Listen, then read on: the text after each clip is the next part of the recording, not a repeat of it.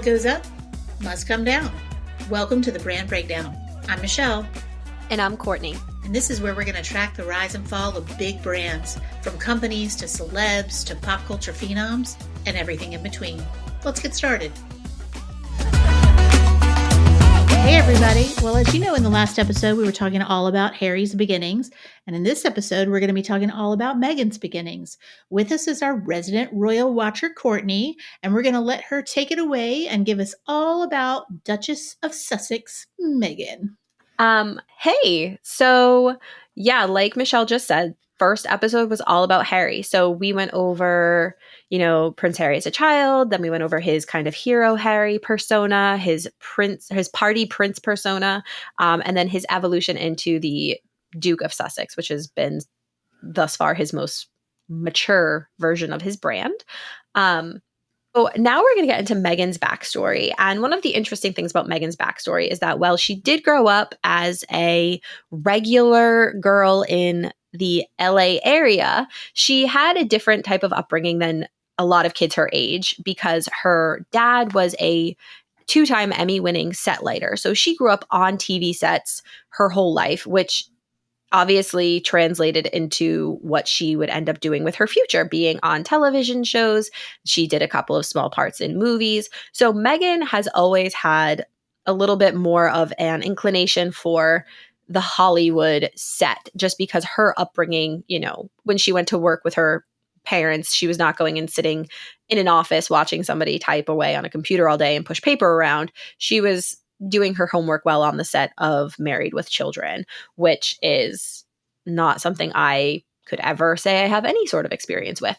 So Meghan's upbringing, while very different from Harry's and while very different than, most kids in the rest of the country, was maybe a little bit more common in the LA world and is something that I think really put her on the trajectory that she's been on from a very young age. It really shaped the person that she became.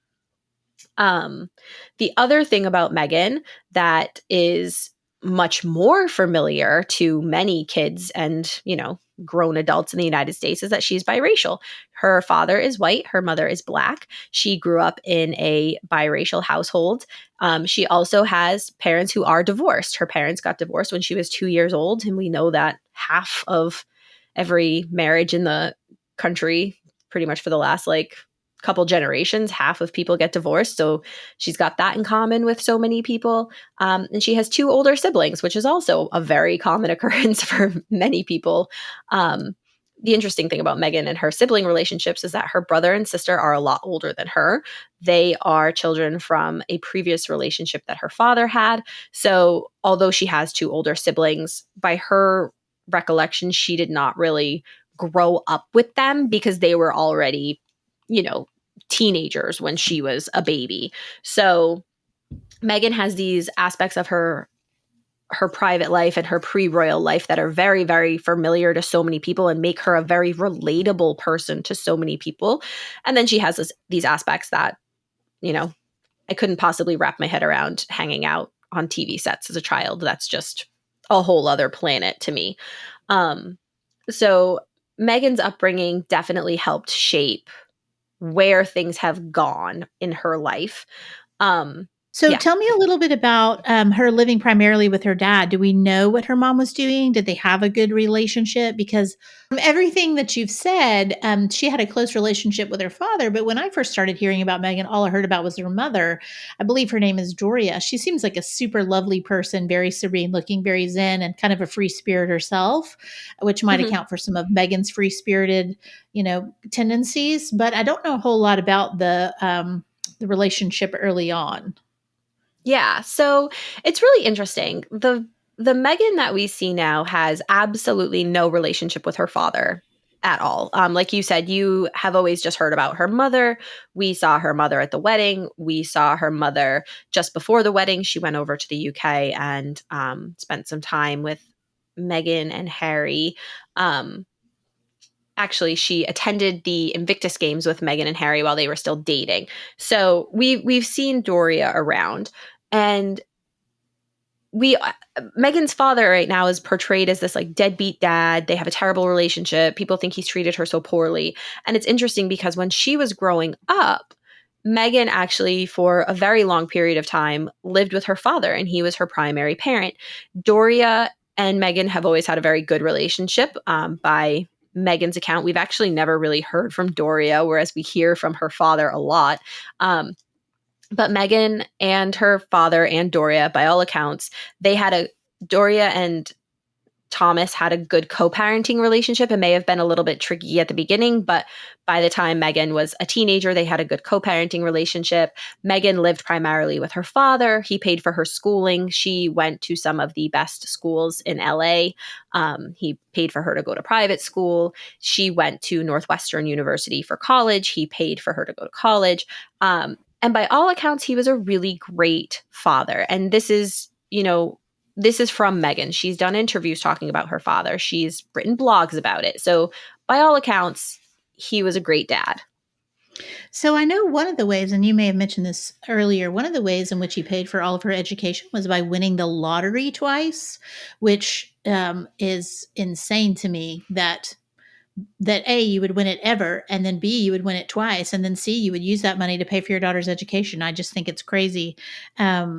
So it feels like maybe from a financial standpoint that maybe he wasn't as solvent always as some households are Mhm. because of the lottery situation, which is surprising to me if he was a steadily working um, set guy on TV shows and Mhm. Emmy winning. So, do we know anything more about that other than the lottery situation? Yeah, so we actually do. And I think you and I had a conversation before where I mentioned I thought he won the lottery twice. I fact checked myself. He won the lottery once. He won $600,000, or maybe it was $700,000. Um, and when he won the lottery, it came at a crucial time for Thomas because he had just filed for bankruptcy. So Thomas has never been great with money. But when he had money, he spent it on his children. So I don't know, I didn't dig far enough into why he filed for bankruptcy. I don't know if he had, just a series of bad investments or maybe just, was trying to live above his means or whatever the case may be. And, that happens to so many people. But the other Oh, side of it is 100%. that, yeah. And I mean, I think when you're living in LA, you're working on TV sets, you are sending your kids to great schools. It's really easy to start living above your means. And one of the things with Thomas is that although he was a two-time Emmy winning set lighter, the set lighters are not being paid what the actors are getting paid. You know what I mean?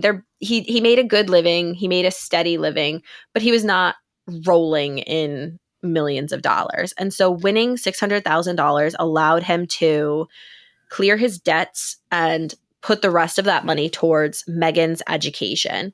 And this is also something worth noting. Her sisters kind of brought this up because we we have heard from her sister a lot. And Thomas did things for Megan that he wasn't able to do for his older children because he was in the position to do it. So he did what he could for his older son, Thomas Jr., and for Samantha. But, Megan was kind of seen as she was the baby of the family. She was doted on. She was daddy's little girl. This is, again, that's Megan's own admission that she was definitely a daddy's girl. She had a really, really close relationship with both of her parents, and they both seem to have done everything they could to help her, grow into a strong, confident woman. Her father would go as far as, when she was little, she would have a lot of conversations with her parents. You have to fill out a form or something, and it's, do I check black, do I check white? And her father and mother would tell her, like, don't check anything, you don't have to put yourself in a box, like, you do not have to literally put yourself in a box. And so she would just check other, or as she started getting older, she would check a box, and she would usually check white if it came to an application on something. And but her parents always tried to encourage her that, like, she did not need to pick one side of herself or the other. Her father, one year for Christmas, went and bought a black set of Barbies and a white set of Barbies, and merged them together so that she could have a biracial Barbie set so that she could see her family represented in her toys, which I think now there's a possibility you go to the store and that might be something that is much more common. But in the late 80s, early 90s, that wasn't a thing. You had to go out and buy two sets of something and mix them together to get your family represented. And her parents wanted to make sure that she just always felt like she could do anything and be anybody, which clearly that paid off because she's probably gone farther than anybody would ever imagine for their child. Um, and I think that that's Well, really a testament to her parents and the way they brought her up. well, and to her own ambition as well. Hmm. I don't think she would be in the position she's in now if she wasn't um, cognizant of her Extremely. abilities and Yeah. able to capitalize on them. Yeah. I would So say let's Meghan is extremely ambitious and the definition of hustle culture, but we'll get into that later. right. And also, one of the reasons I pointed out her father's financial situation is because we talk about it in a later episode. But he tried um, to profit a tiny bit from her wedding, just solely on his own, selling pictures of himself. And I just wonder if that speaks more to his overall financial strategy than to trying to do anything to hurt the Duke or the Duchess of Sussex Hmm. during that whole time. It gives me a little more compassion for him in that it might just have been that he was struggling financially, and this was a way for him to make a little bit of money. But Yeah. we'll talk about that, I think, in a future episode. Well, Hmm. so speaking to that ambition, let's chat a little bit about the Procter and Gamble situation that Meghan talked about openly, and then was not referenced in an article later on Vanity Fair. I think it was Ivory Soap. Is that right? Hmm. Yeah. So when Megan was little, she was like going into middle school ish age. So like 11, 12, I think. She had seen a commercial on TV for Ivory dish soap. And the message of the commercial was not explicitly the woman's place is in the kitchen, but it kind of alluded to the fact that it was the woman's job to clean up. And Megan took issue with that. And she said to her father, that's not fair. Why is it the woman's job? The guy can clean up too, which is entirely true. And that is a point that women have been making for centuries. And so her father, being, wanting to be a supportive father and wanting to teach his daughter about equality and opportunity, said, you know what? You're right. Why don't you write a letter to Ivory Dish Soap and tell them you don't think their commercial is a fair representation of what the equal workload in the household should be? And so she did. I'm not sure the exact contents of her letter. And for years, Megan has told the story of how she wrote this letter and then she received a letter back from Procter and Gamble and basically they said to her, "We've changed the commercial because of your letter. Thank you so much for your feedback." And then a few weeks later or a couple months later, a new commercial airs. And Megan has told the story that this happened because of her. She affected this change and that it was her first kind of foray into activism. And this is a moment in her life that she really holds closely to her heart because she feels that like this moment shaped her on her humanitarian mission. It turns out in 2017, and we'll talk about this later, but in 2017, she does an interview with Vanity Fair during her relationship with Harry. This is before they're engaged, and it's kind of just come out that they're dating. Vanity Fair wants to interview her. And this becomes a bit of a sticking point in the article. Yeah, so I heard that.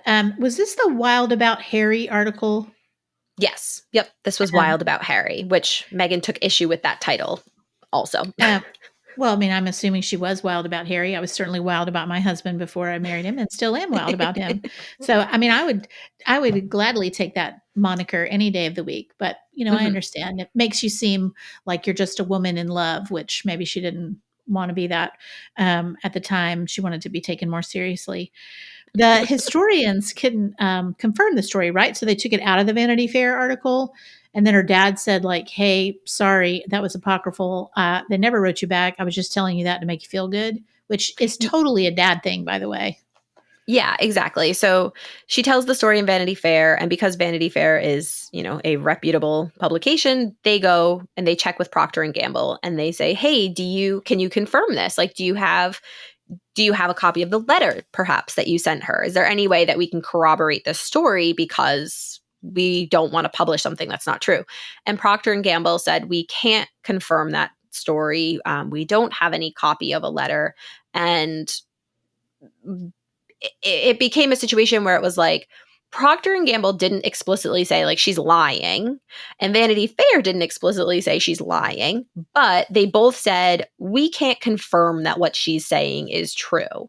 And her father then said in an interview later, once he started speaking to the press a lot and kind of just like it's been very sad to see Thomas and Meghan play out their relationship via the press, because it seems like her father is always just begging her to talk to him and she will not. And so he does it through the media. He talks to her through the media, which is just really sad. But he basically said at one point, you know, I told her that they wrote back saying that they were making the change because of her letter, because I wanted her to feel good about herself and I wanted her to know that I was on her side and that she can make an impact.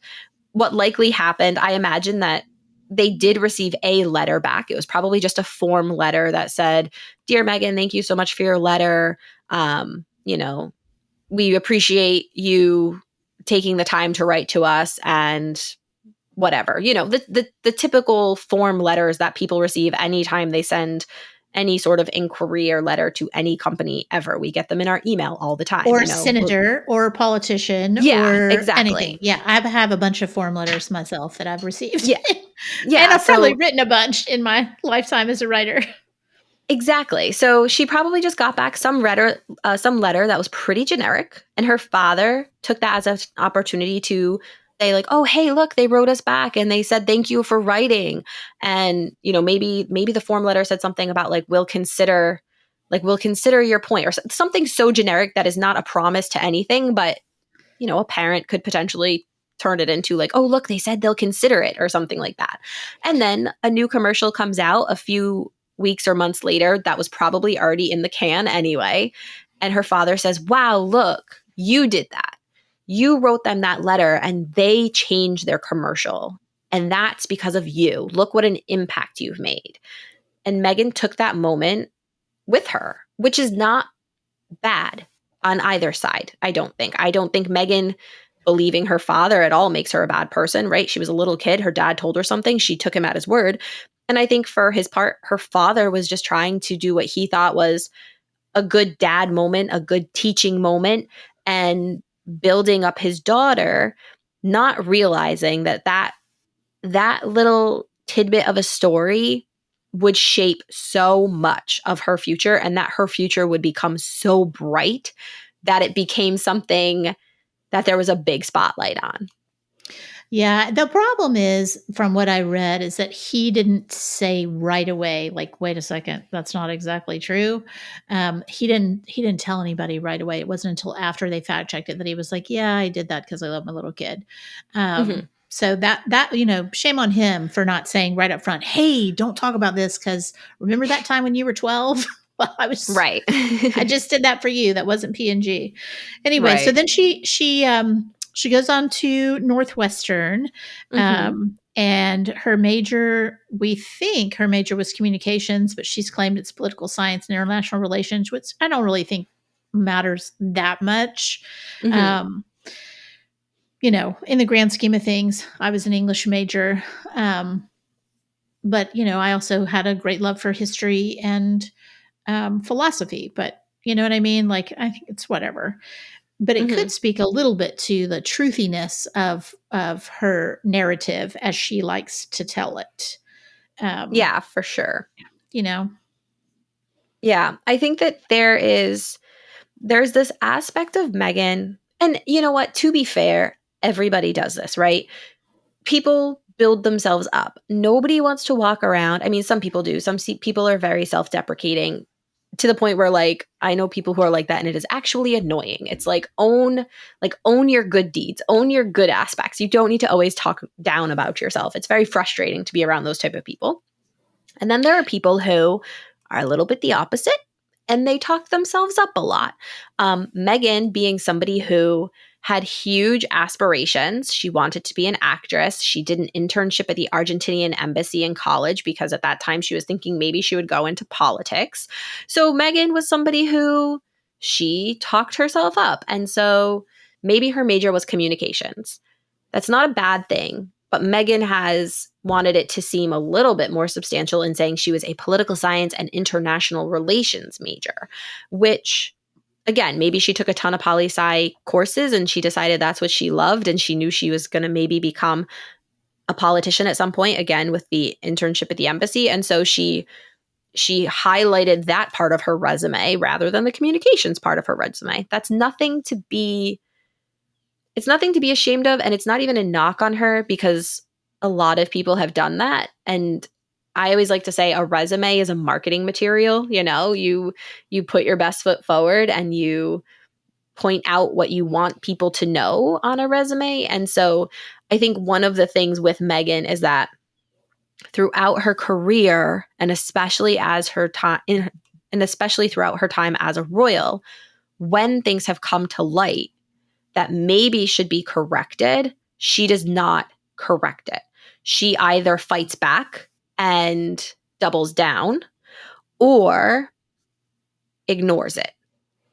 But Yeah, that's a problem. yeah, and I think that she could have never known the scrutiny that every single piece of her life hmm would engender because of what she did, later when she was an hmm adult. You just don't know. Like if people went back and scrutinized every detail of my life from birth, I mean, thank God there wasn't social media. That's all I'm saying. Right.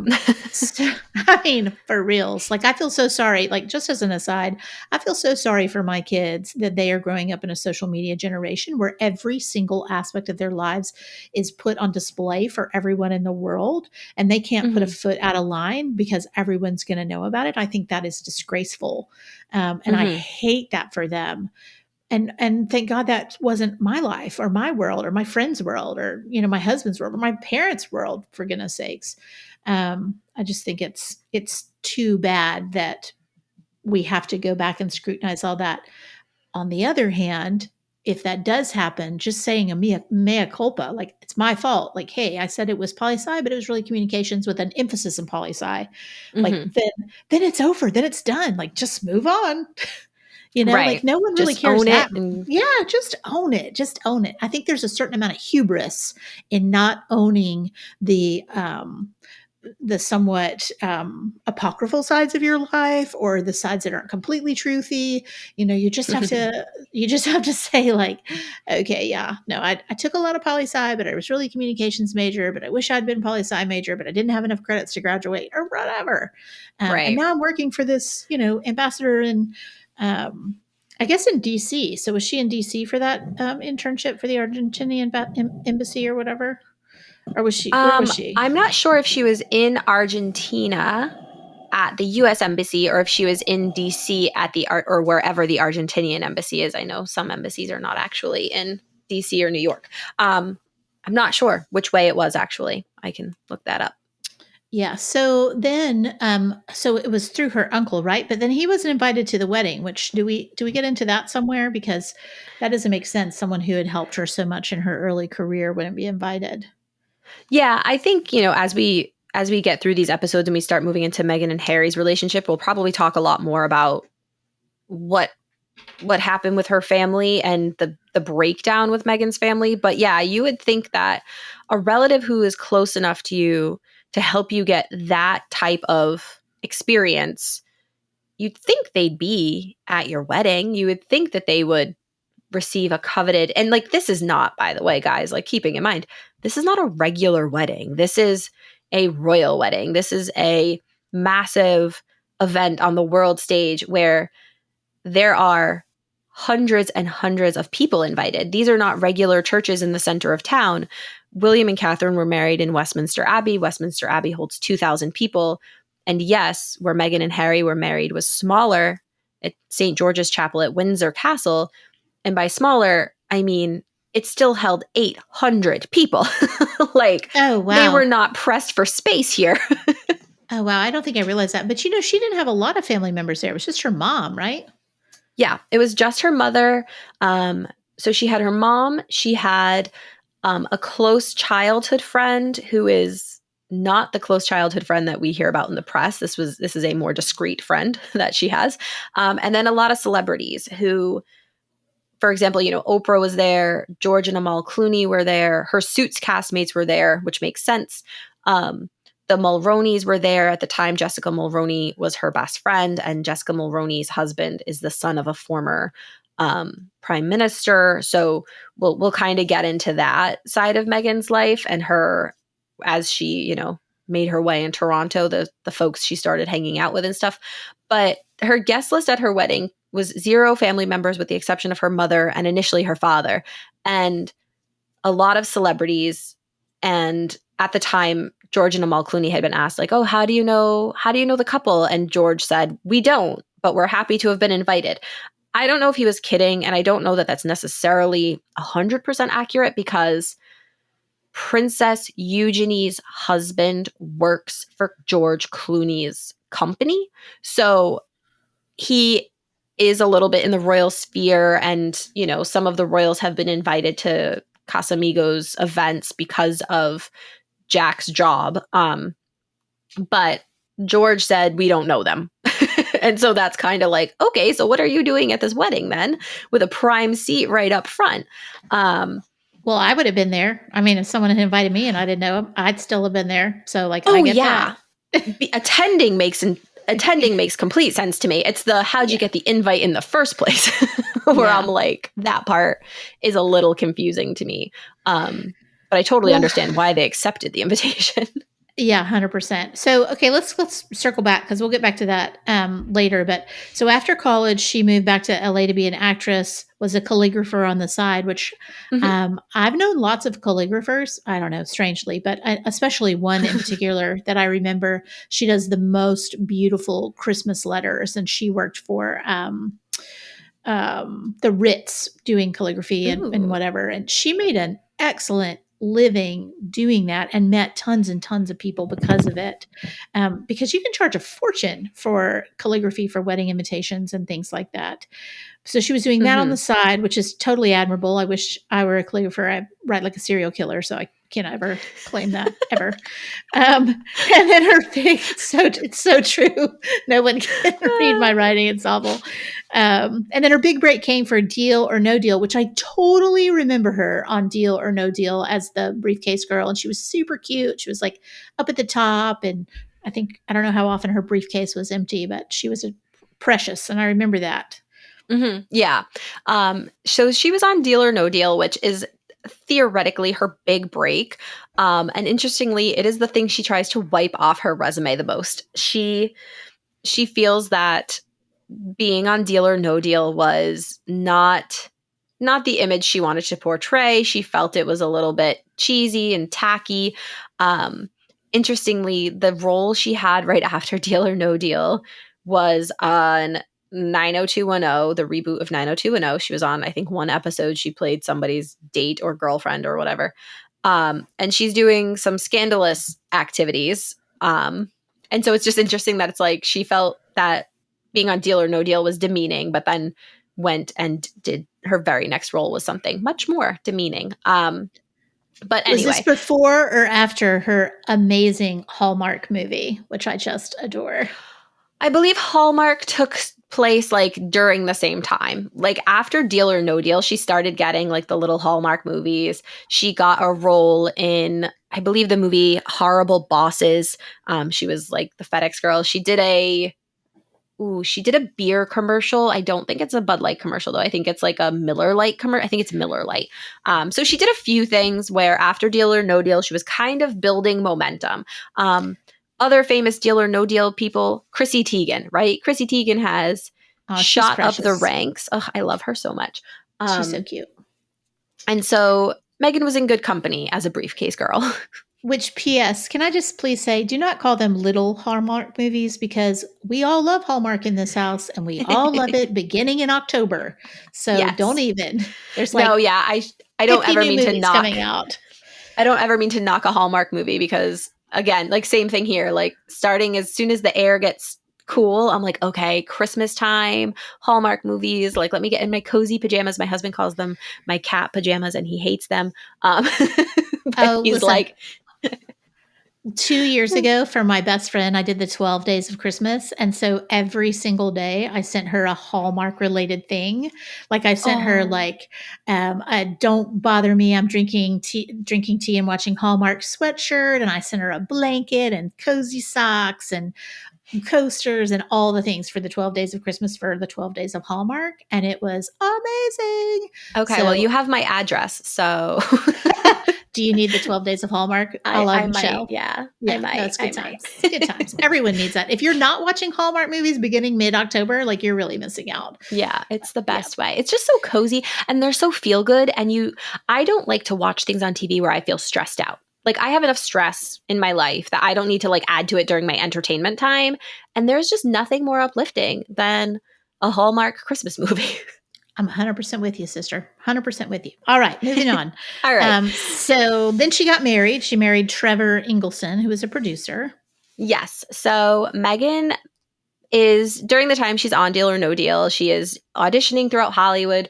She meets this guy named Trevor. He's a producer. He at the time is like, the breadwinner of their relationship because she is a struggling actress, but a working actress, which is a big deal when you're out in LA. And he is a producer. He actually did that movie with Robert Pattinson, Remember Me, which is I don't want to give it away because I don't I was remember it. shocked by the ending. I was shocked by the ending. It like blew my mind. And it probably wasn't supposed to, but just in case nobody's seen it, I don't want to ruin it for you. But anyway, Remember Me by Did you Robert did you Pattinson. not hear my joke? I don't remember it. Oh, I didn't get it. I was like, Sorry. oh, she just didn't see it. Moving on. No, I don't remember it. He did so many bad movies for a while that I mean, God bless him. I loved him as Cedric in was it Cedric? Wasn't that his name in Harry Yeah, he was Potter? Cedric Diggory in Harry Yeah, Potter. and then Yeah. he was one of the sparkle people in Twilight. He was the sparkle person. Yeah, He he was was Edward. Edward. Yeah, we call them sparkle people in our house. Every now and then we see something, my husband's like, oh, look, it's the sparkle people.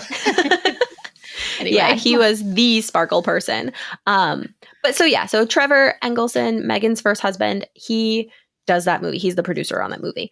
And right, so Megan and Trevor dated for a few years. I think they dated for like 6 years. They got engaged, and then they had like a relatively normal length engagement. I think it was like a year and a half, maybe. And then they got married in Jamaica.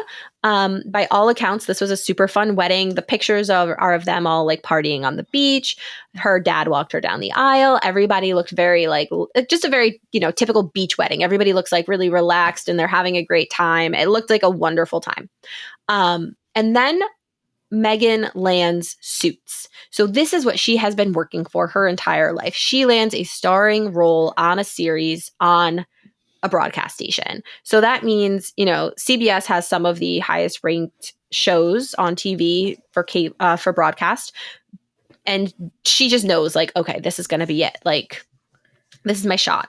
So Suits films in Toronto. So she's got to go up to Toronto, which is not an easy commute when your husband is living in LA and his work is there and, he can't give up his whole life. So they have a long distance marriage. And so she goes up to Toronto, she gets herself an apartment, and within a few months, I think it's about a year, maybe a year and a half after they got married, the story goes she sent her rings back to him in an envelope and they split up. And rumor has it that this was completely out of the blue for Trevor. He knew that obviously the long distance relationship was hard. They were missing each other. It wasn't ideal, but he was not expecting their marriage to end. And so he was just completely sideswiped. Is that the phrase? no. No, what's the word? Blindsided? Lines. Blindsided? He was sideswiped. Like she was Sideswiped. she was a suburban and she Yeah. took out his mini. You know what?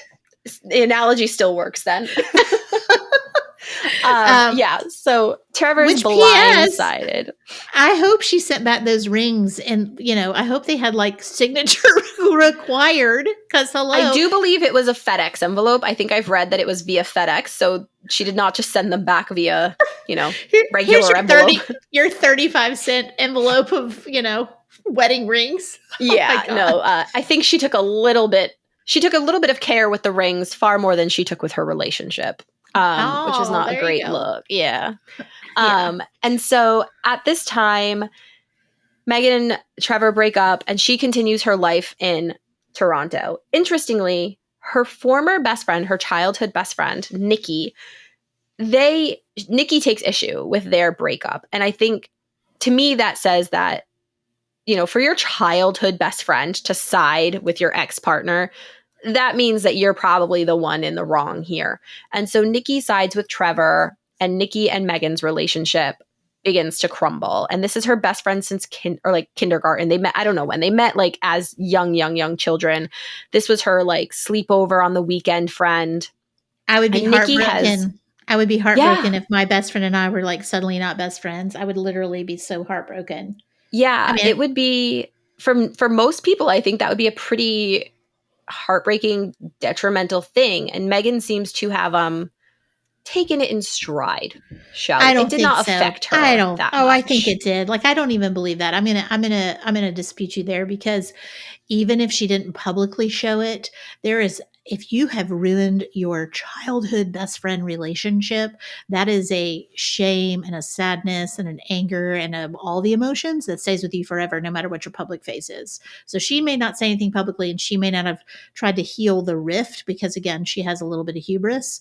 But I will tell you that it has hurt her on a level that she may not be able to even fully understand. I mean, I just imagine, come on, like your best I know. I mean, friend. I can't imagine that happening to me and my best friend. We've been best friends since kindergarten. We met Same. like the first day of kindergarten in Mrs. Waldron's morning kindergarten class. I can't imagine it. But I also can't imagine treating friendships and treating people the way that we see Meghan does later, which Like genuinely makes disposable. me, yes, like she walks away from people seemingly with such ease. Like I she could do just that. ghosts people.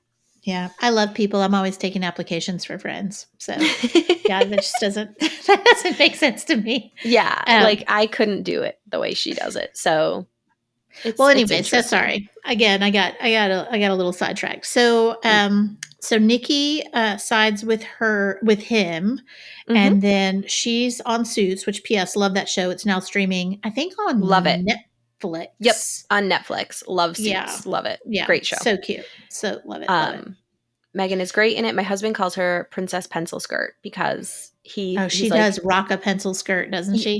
it's like they're made for her. Like it's I ridiculous how know. good she looks in a pencil skirt. It's so rare that someone can really rock a pencil skirt because you have to have Mm-hmm. exactly the right type of body.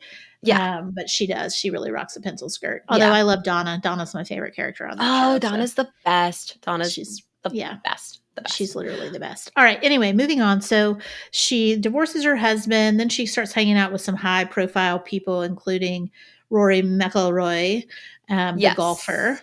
But it doesn't look like Yes. they dated too much, right? Yeah, it's interesting. So Megan makes her way into Toronto high society, whatever that means. Like I said, she's hanging out with the Mulroneys, who Jessica Mulroney's husband, his father was a prime minister. She's hanging out with Sophie Trudeau, who is the now separated, estranged wife of the current prime minister of Canada. So Which she they were starts hanging. so cute. That makes me They so were so sad. cute. Yeah, and it's so rare that you see a political couple like actually get divorced while somebody is In on office. their, yeah, like I was gonna say like on their reign. Yeah, On in there. office. Yeah, no. They don't In have reins office. anymore. Nope. I'm stuck in the royal realm right now. Yeah, you are. Um, so so yeah, she starts hanging out with these like pretty influential people. She is there's a photograph of her. She's out to dinner with the Mulroneys, Michael Bublé, her at the time celebrity chef boyfriend Corey, who she eventually was living with. And very interestingly, and this is a big deal as it plays out later in the Meghan and Harry saga, but she is another person at that dinner is Lainey Liu, who is the founder of the gossip website Lainey Gossip. And she's always been very Team Sussex. And so it's interesting that Meghan at this point, prior to, Harry is nowhere necessarily on her radar, but she's making her way into society of, high society.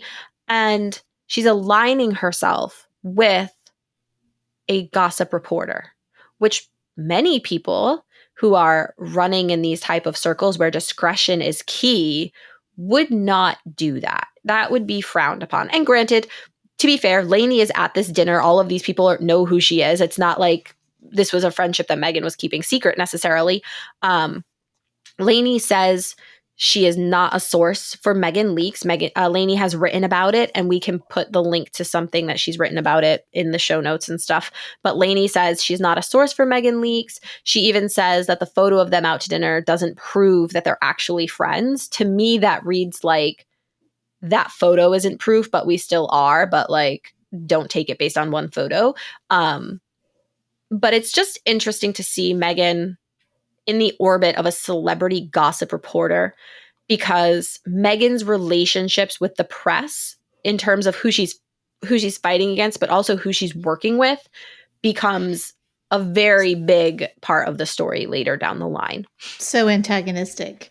But I feel like this is kind of where Meghan's brand sort of starts to take shape, who she wants to be perceived as, who she wants to be seen with.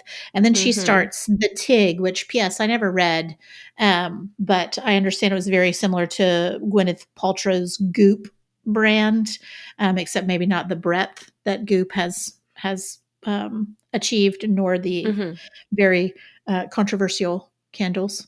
Yeah. But anyway, so the TIG brand starts, and I feel like that is really where Meghan is building that brand of who she is: refined, elegant, sophisticated, in the know kind of person. Yeah, for sure. Meghan, this is the start of influencer Meghan. So while she's on Suits, she's making very good money. She's also being exposed to some minor brand deals. At the time, she actually was doing, in the later seasons of Suits, she actually had a deal where she was creating a fashion line for Reitman's, which is a Canadian department store, similar to the vein of like a Macy's or that type of thing. Or maybe like a Kohl's, maybe more in line with like a Kohl's and how Lauren Conrad does her line for Kohl's. Meghan had her line for Reitman's. And so we start to see influencer Meghan. And like you said, almost like she's trying to do a Gwyneth Paltrow Goop situation. This is a wide-ranging lifestyle brand. She is talking about health and wellness. She's talking about food and recipes. The TIG is named after a wine that she tasted that she just thought was everything that sophistication and elegance was embodied by in this one beverage, basically. And so Meghan starts looking beyond just being an actress and she's thinking ahead, right? She's thinking like, what happens when Suits ends? She knows it's not going to go on forever. What's my next step? And it looked like her next step was going to be influencer Meghan. And so as she is getting more ensconced in this influencer lifestyle, she's starting to up the ante on the quality of clothes that she's wearing. She's no longer she's no longer relegated to purchasing fast fashion type of stuff. Not that there's She's anything. not going to Old Navy. Right, exactly. She's starting to elevate her lifestyle. And so she actually does something which, again, is to me something that is so indicative of the person Meghan is going to become. But she throws what is called a Sayonara Zara party. And so basically, she invites all her friends over to her condo or her apartment in Toronto.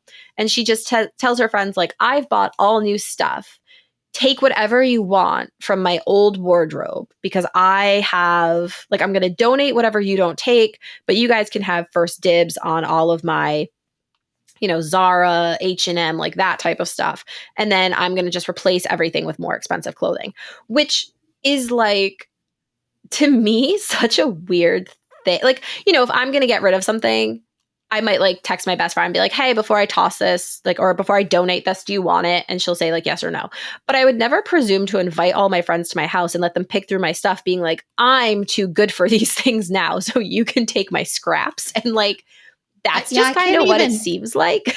I can't even begin to imagine if I called my girlfriends and was like, "Hey, listen, so I've replaced everything with fancy brands. Come over and pick through my Old Navy and my Loft."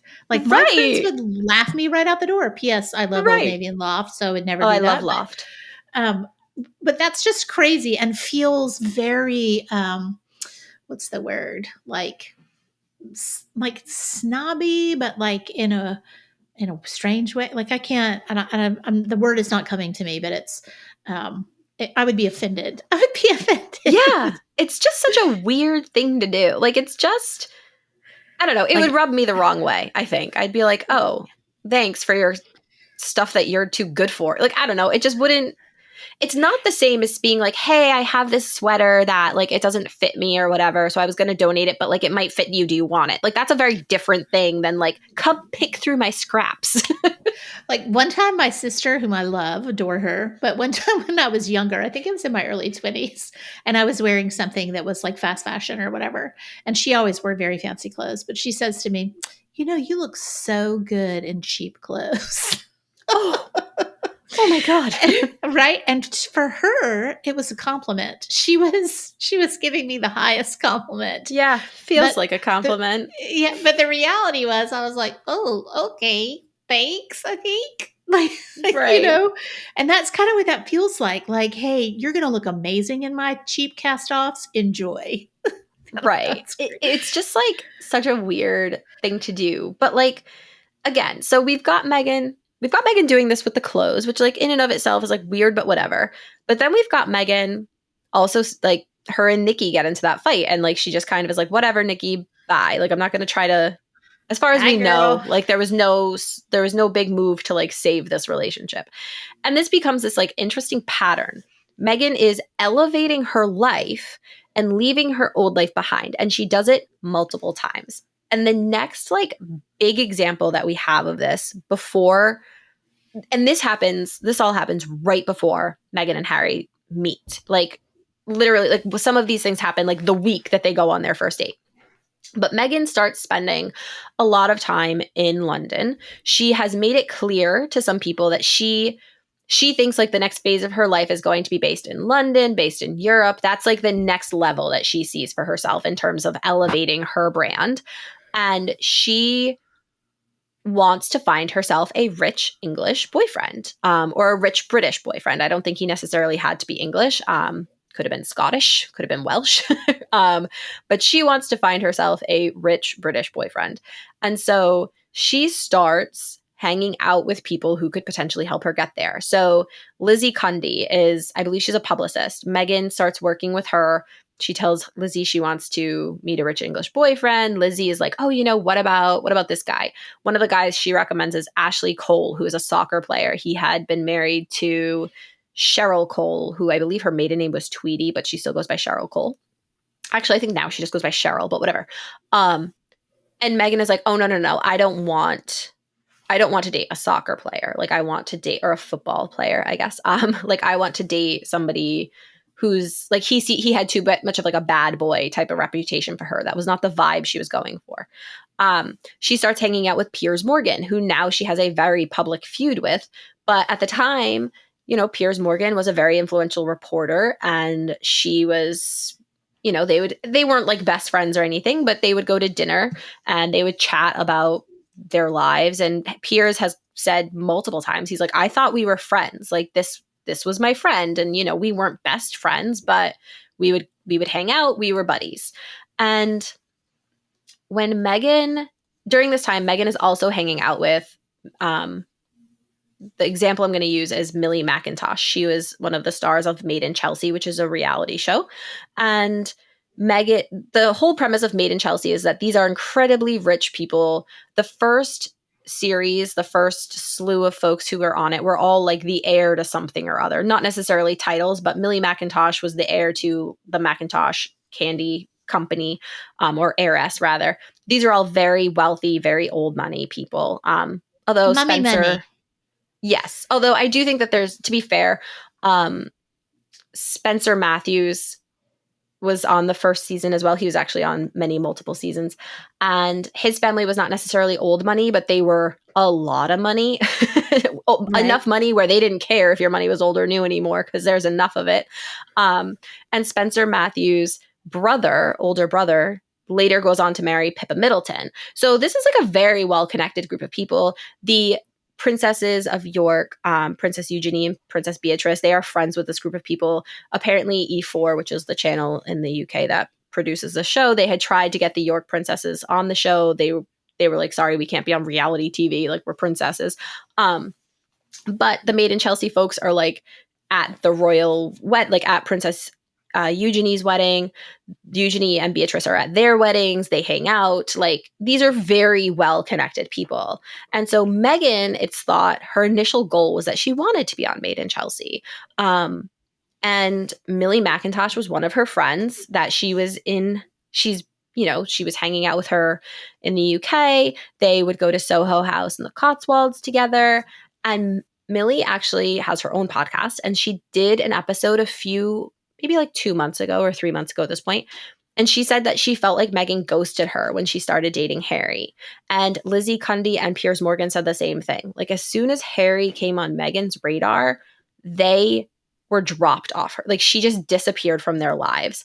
And Millie said on her podcast, she's like, I'm happy for her. I don't have anything bad to say about her, but she just like disappeared, and I don't know why. And I for a long time I felt like maybe I had done something wrong, and I felt badly about it. And now I realize that it wasn't me, it was her, which is, again, I'm paraphrasing. That's not like verbatim what she said, but that was the gist of it. Was like Millie didn't understand what happened, and it took her a while to be like, oh, okay, you know what?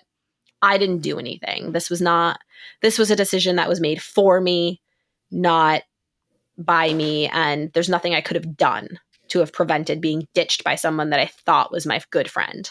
That makes me so sad. I hate ghosting in general. Like, I think we've all been ghosted by somebody at some time or another, although they didn't call it that, when I was growing up. But it's Mm-hmm. so hard when someone ghosts you and you don't know why. And I mean, I understand more from a male female perspective. If you're dating someone and they ghost you, like I get that more than I do like a female ghosting you who's been your friend, you believe they're your friend, and then all of a sudden Mm-hmm. they're gone and they don't reach out to you, you can't get a hold of them, like everything just sort of falls apart right away. I think that's really Mm-hmm. really difficult. So I hate that. And I hate that she's that type of person, because I think that when you are that type of person, there's something so broken, that needs to be addressed, that needs to be fixed. It makes me feel sorry for her. It makes me have, I know, it does. It makes me have compassion for her. I know she ghosted her. I know that she ghosted a ton of people, but I also have to feel like that mama heart where I'm like, man, what happened to you that you feel like it's okay to ghost people? It's okay to hurt people's feelings. You know what I mean? Right.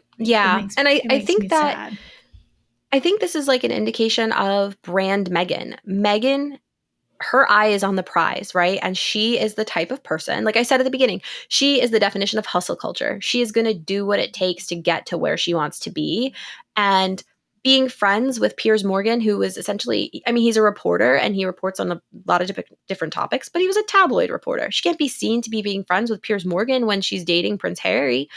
Millie McIntosh, a she's an influencer now. She's no longer on Made in Chelsea. She hasn't been for years, but she's an influencer. And I think in Meghan's mind, she's like, I can't be dating Prince Harry and be seen to just be somebody who's friends with influencers. Like, I need to be more substantial than that. I think in her mind, she made the decision that, like, I am elevating my life and I am leaving behind anybody who is either no longer helpful to me or who may be seen as a hindrance in some negative way, not really realizing.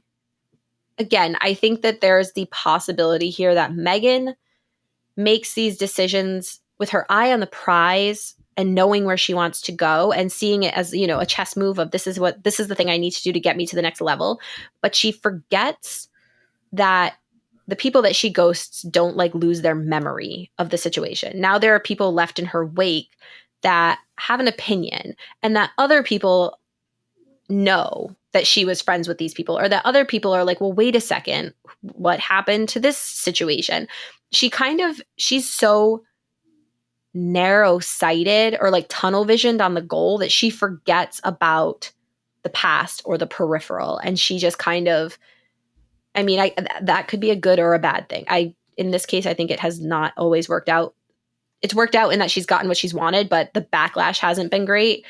But I mean, on the flip side, if you're that singularly focused on your goals that you can make them happen and like everybody else be damned and you don't really care what you leave in your wake, I guess if you can separate that in your mind and you can be okay with yourself, I don't want to say it's okay, but it's obviously worked for her to an extent. But it's an interesting position to put your brand in because it kind of puts you as almost the bad guy at a lot of Right. turns. Right. She's left a lot of collateral damage. Mm-hmm. Well, I Yeah. think that kind of wraps up sort of the beginnings of brand Meghan beyond influencer, beyond, Mm-hmm. actress, and brand Meghan of the Harry and Meghan brand Meghan. Because I Yeah. think now we're about to find out how they meet, when they meet, what happens there in our next episode. So thank you so much for helping us understand a little bit about Meghan's upbringing and how that brand was established. I think there's still so much out there that we don't know, and Mm-hmm. that our listeners don't know. So we'll continue to fill in those situations as they come about. But look forward to hearing from you next time to talk about brand Harry and Meghan prior Yeah. to their marriage. Yeah. Next time is where we start really getting into, from here on out, we start getting into like the really juicy stuff. So Awesome! stay Can't wait for tuned. juicy stuff.